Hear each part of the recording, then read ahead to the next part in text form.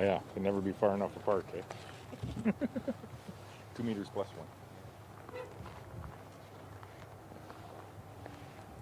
Gord, how are you? Good. Good morning, everyone. Thank you for joining us this morning. It's terrific to be back in Saskatoon. We are joined today by our Saskatchewan Party candidate for Saskatoon Northwest, Gord Wont.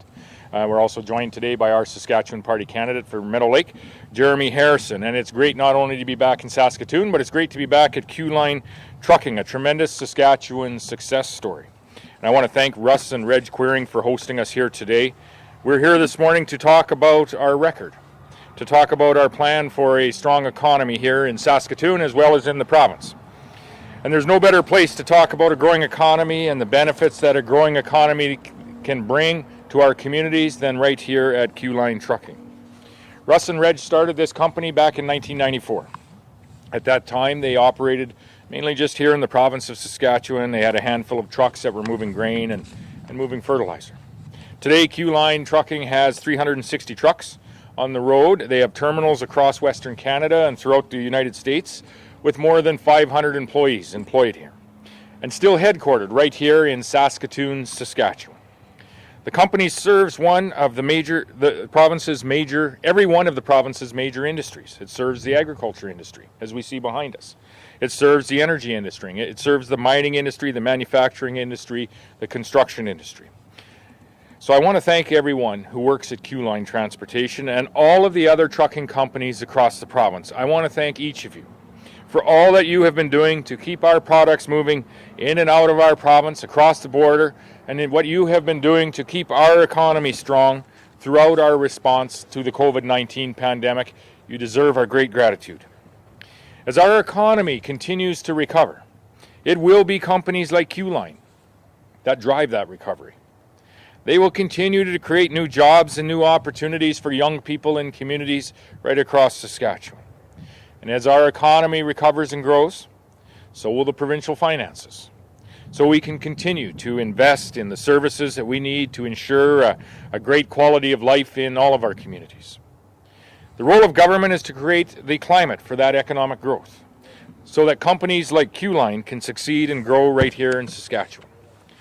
That was the focus of our first growth plan, and that is the focus of the new growth plan, creating the right environment for growth in Saskatchewan. So here are some of what we have done in Saskatoon and area over the course of the last decade to ensure this city remains the engine of growth, the very engine of growth in our province. We have invested in infrastructure. More than $200 million of the new economic stimulus infrastructure funding is going directly into the community of Saskatoon. And much of that funding will be put to work tending to basic infrastructure needs of the municipality, such as paving, such as roadside safety projects and sidewalk rehabilitation. The stimulus funding comes on top of municipal revenue sharing that has jumped by 180% to nearly $50 million per year. We've invested $100 million to build the Gordie Howe Bridge in the south end of the city, part of the South Bypass. $50 million in the Chief Mistawassus Bridge in the north end. $11 million for an interchange at Highway 16 and Boychuk Drive. Millions more in new overpasses at Warman and at Martensville. And of course, $257 million in a new Jim Pattison Children's Hospital that is now providing the absolute best possible care for our children from every corner of this province. We've also provided growth incentives for industries that are active in Saskatoon and in the provincial region. Tax credits to encourage investment in manufacturing and processing, areas of strength for our economy that don't always get the attention that they rightfully deserve. For example, there's been record investment in agricultural research so that scientists in this city can continue to develop new crops to continue to feed the growing world. The Saskatchewan Technology Startup Incentive to spur even more growth in Saskatchewan's and Saskatoon's rapidly expanding tech sector.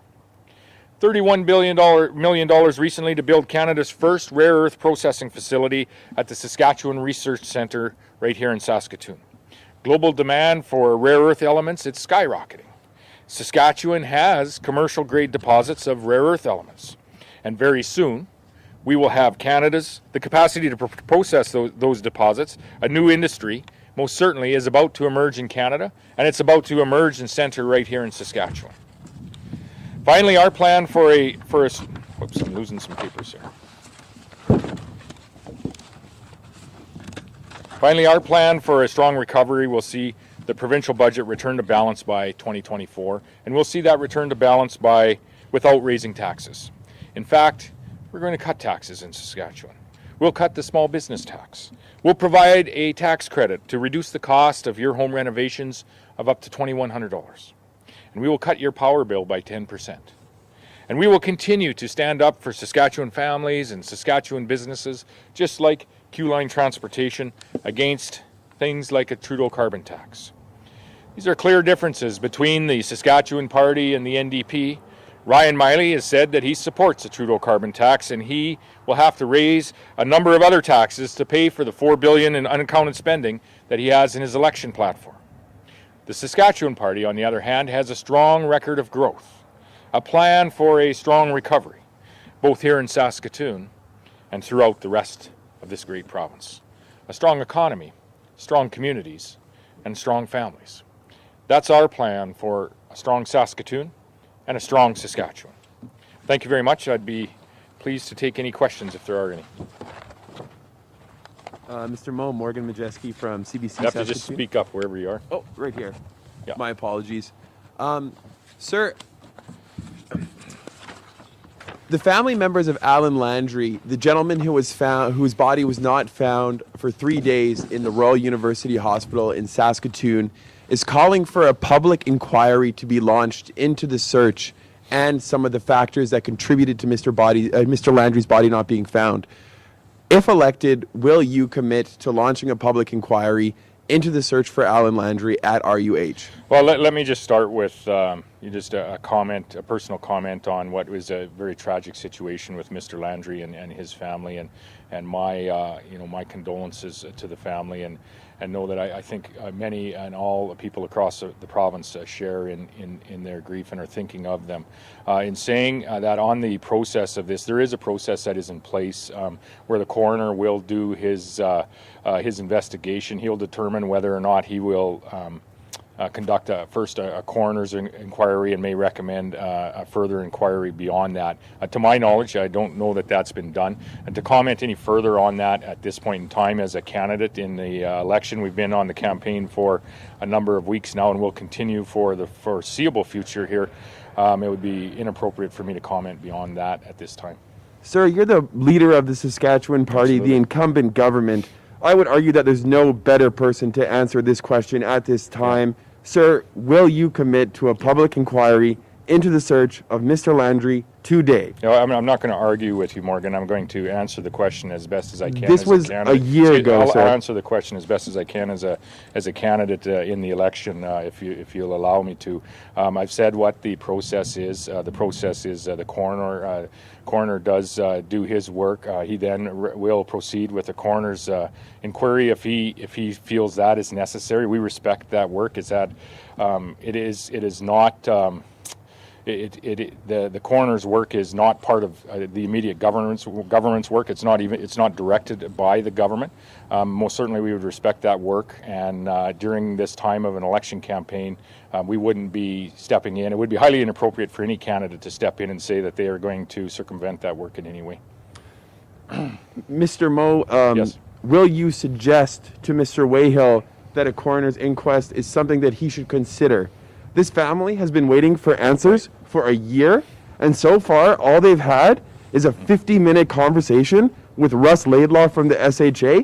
They say that's not enough. They are still dealing with this law, sir. Right. Why won't your government commit to an inquiry today? Well, we respect the work that the coroner does, Mr. Wayhill does, and we will respect any of the decisions that he makes throughout the process that he most certainly follows. In saying that, I most certainly feel for the family, and we do have faith in the process that we have with the coroner, and we respect that process. To comment beyond that during an election campaign would be inappropriate, but we do respect the work of the coroner.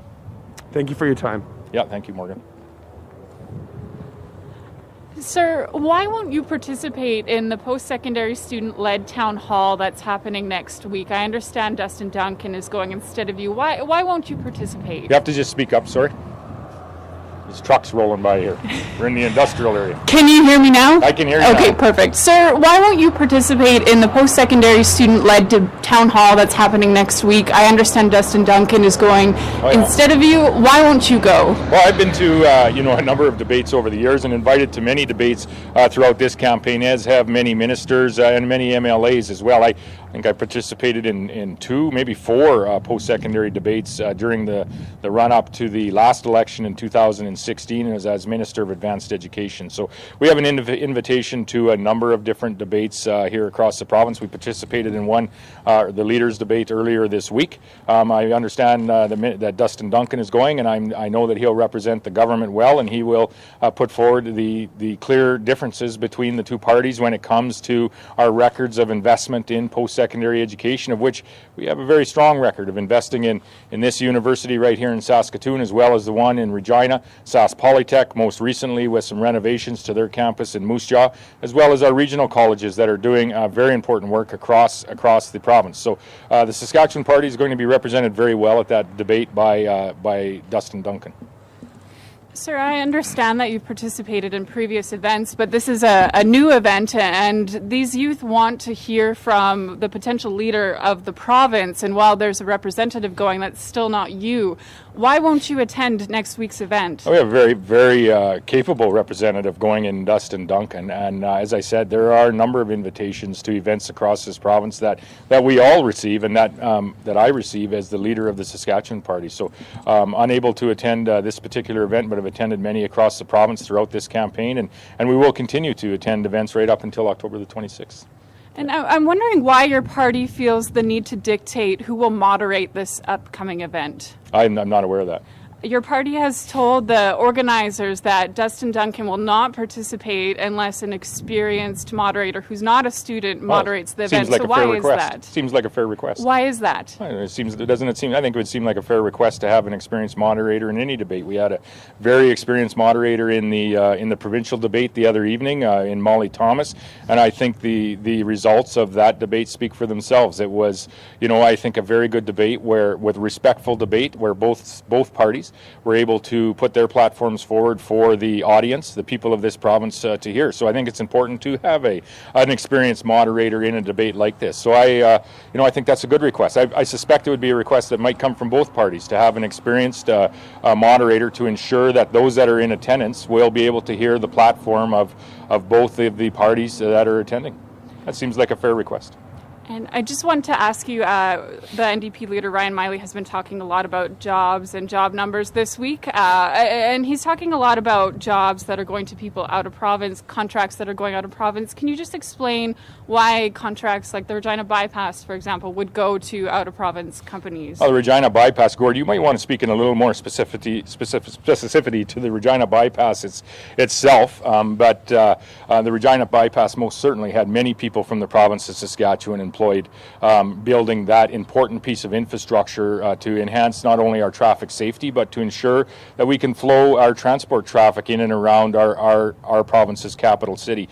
Listen, our record on job creation is strong in this province. 75,000 jobs have been created over the course of just over the last decade now. That compares to the NDP's record of the dead last job creation record in the nation. The NDP have no solid ground to stand on when it comes to creating jobs in this province. Under their record, people left this province, resulted in them, in fairness, having to make some very difficult decisions around closing schools, closing hospitals, and really a record of economic decline, population decline, and one that really exemplifies and amplifies the importance of the vote that we are coming to on October the 26th. But Gord, do you want to speak specifically to Priority Saskatchewan and the Regina bypass? Sure.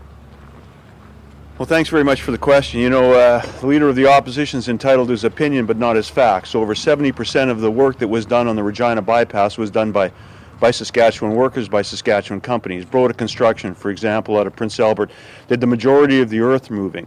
Graham Construction was the lead construction partner in building the Regina bypass, a good Saskatchewan company, member of the Saskatchewan Business Hall of Fame. And so the fact of the matter is that the significant amount of work that was done on the bypass was done by Saskatchewan companies. In Priority Saskatchewan, our mandate is to make sure that Saskatchewan companies participate in the procurement of executive government, and not just executive government, but the crowns as well. And I think the proof is in the pudding. 90% of procurement that was done by executive government over the last 18 months has been done from Saskatchewan companies. And so we're very, very proud of our record. We'll continue to work very hard through Priority Saskatchewan and Sask Builds under the leadership of Scott Moe to make sure that Saskatchewan companies are participating in this recovery. That's very important for us. That's why we added $2 billion in infrastructure funding to ensure that there's a strong recovery and that Saskatchewan workers are participating in that recovery by doing that work. And sorry, just what about the Chinook power station where they said less than half of the workers were Saskatchewan workers? Well, again, that's not correct. A significant amount of work was done by Saskatchewan workers on the Chinook power plant.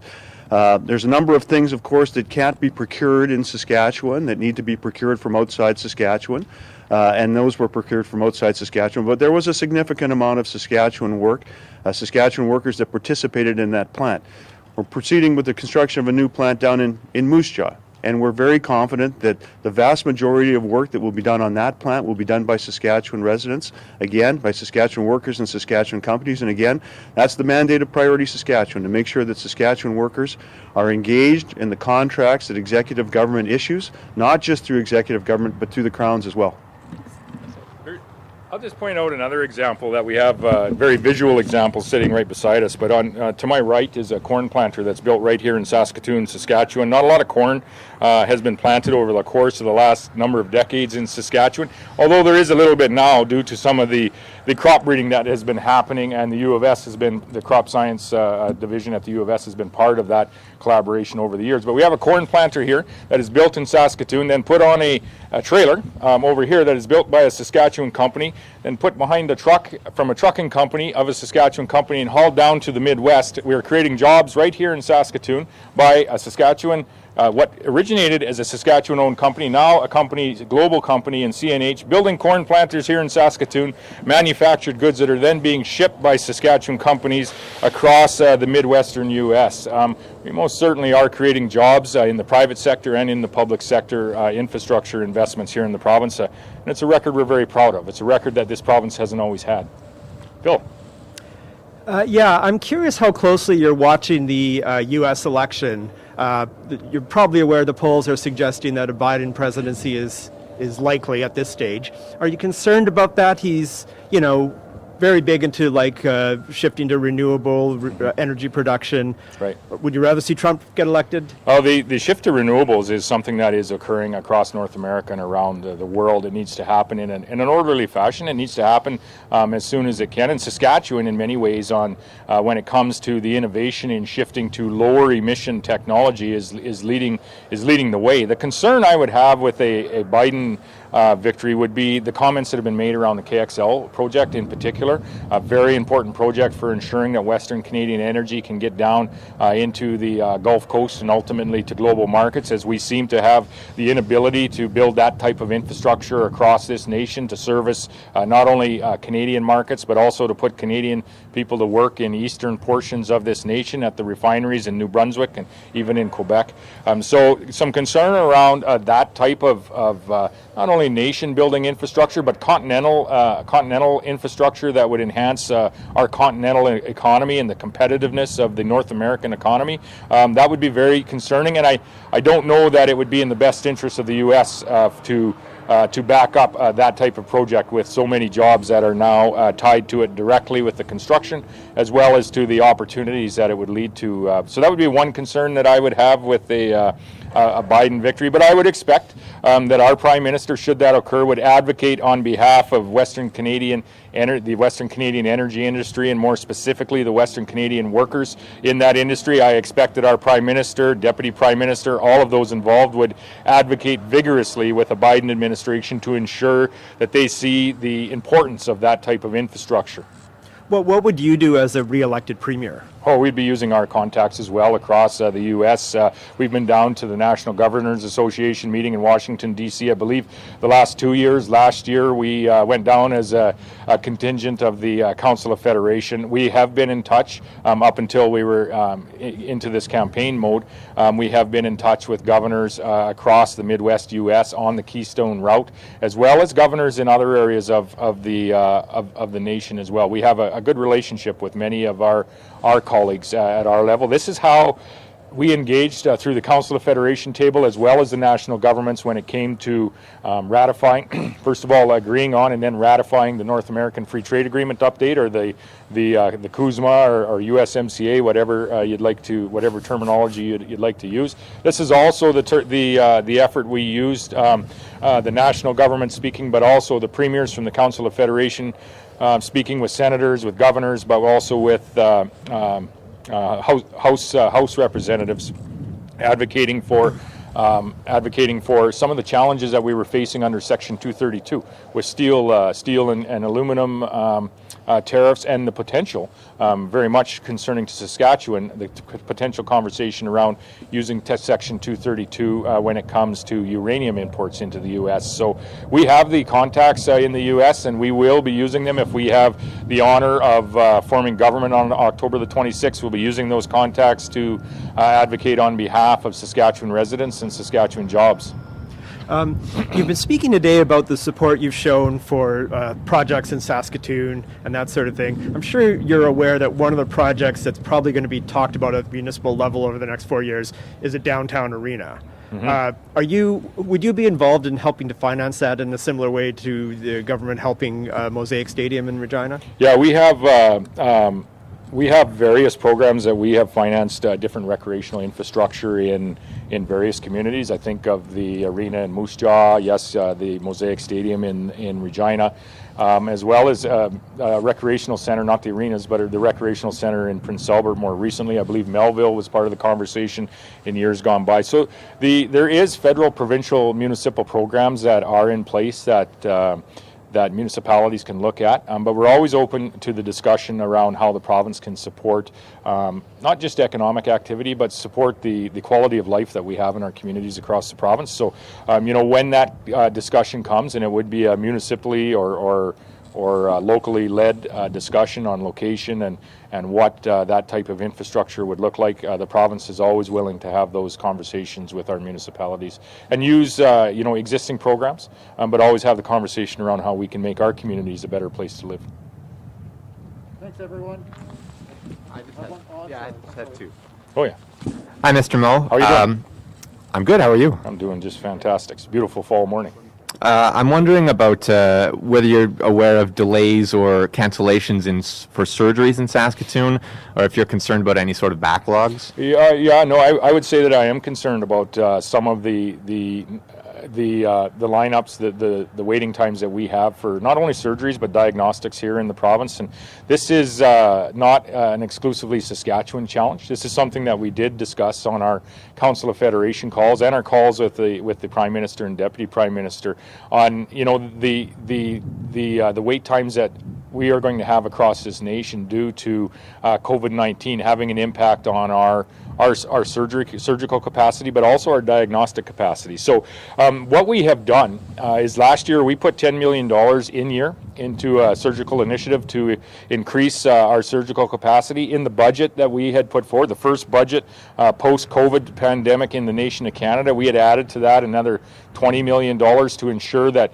when we are able to expand our surgical capacity, that we have the funding to do that. That was part of our budgeted items. But we need to continue to focus in on how we are going to expand that capacity, not just here in Saskatchewan, but talk with our federal government, other provinces on how we can expand that capacity, not just in Saskatchewan, but across the nation. Listen, this also speaks to the importance of what has occurred here over the course of the last number of months in Saskatchewan. And this brings me to feeling that I need to thank Saskatchewan residents again, because as we were busy flattening the curve, slowing the spread of COVID-19 in our communities, we were not only focusing on reopening our economy, we were not only having a very public conversation about safely reopening our classrooms and our schools, we were also in doing so, we were able to reopen our healthcare system, to reopen our surgical capacity up to, I think we're at a near 100% surgical capacity here in the province again now.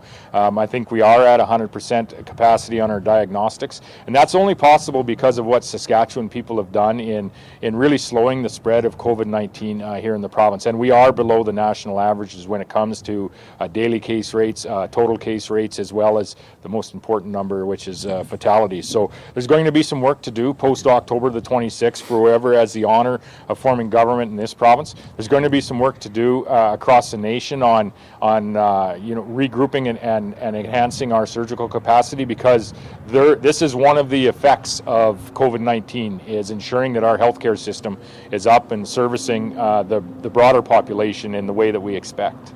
And I just had one more for you. That was a very short answer to your long question. Yeah, that's good. A good soundbite.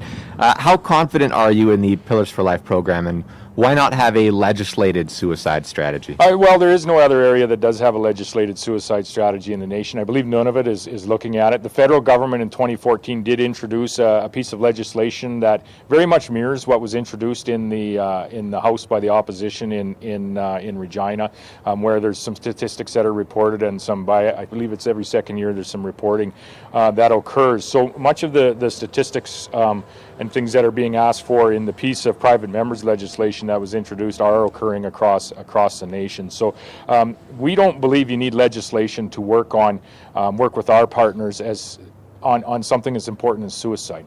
We have mapped out the actions, how we are going to proceed in collaborating and working with our partners across the province, and ultimately working on what the actions need to be. We've backed that up with funding, $435 million in funding in this last year's budget in mental health and addictions. That's up $30 million from last year, which builds on a $30 million increase from the year previous. And we are starting to show results with respect to some of those investments coming into our detox beds in our major centers, Saskatoon, Moose Jaw, Regina, and Prince Albert. We're adding people into those centers to care for our family members that may need that service. We reopened the beds exclusively for crystal meth rehabilitation in Estevan, as well as our urgent care centers that are going to have a mental health and addictions component to ensure that we are increasing that continuum of care for those that present in our emergency or our urgent care centers, as well as we most recently signed our letter of commitment with the federal government and the FSIN on how we are going to approach suicides and how we are going to put together an action plan in our Indigenous communities across the province. And when we get to areas of the province like our Indigenous communities, we do need to involve not only the FSIN and the federal government, but we need to involve our tribal council leaders as well as our local leaders in those communities. So there is a much broader collaboration effort that has to happen beyond the provincial government. I'm confident in the strategy that the Pillars of Life sets out, and I believe that it is fair for the people of this province to continue to hold whoever forms government post-October the 26th or in the years and decades ahead, hold the government's feet to the fire to ensure that we actually are continuing to move and continuing to focus on the outcomes. Because when it comes to mental health, all too often subsequent addictions, and suicides in this province, or overdoses in this province, we need to do better. We need to do better together. We need to work together, not only the provincial government, but we need to work together as individuals in our society to solve what is becoming very quickly a very deadly but a very societal challenge. And so this is a commitment that this government has made, backed up with finances, and will continue to work on with whoever will work with us on it. Thanks. Mr. Moe, my apologies. Questions from my colleague Adam Hunter in Regina. Sure. Where do you plan to spend the next few days on the campaign trail? Polls are showing things are a little bit tight in Regina. Will you be there? And are you planning to door knock with any candidates? Specifically who? I'll be in Regina, yes. I'll be in Saskatoon, yes, our largest center here.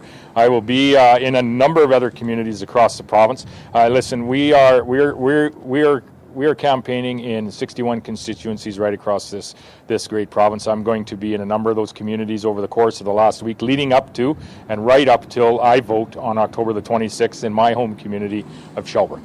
So, thanks, Morgan. Thank you. Thanks,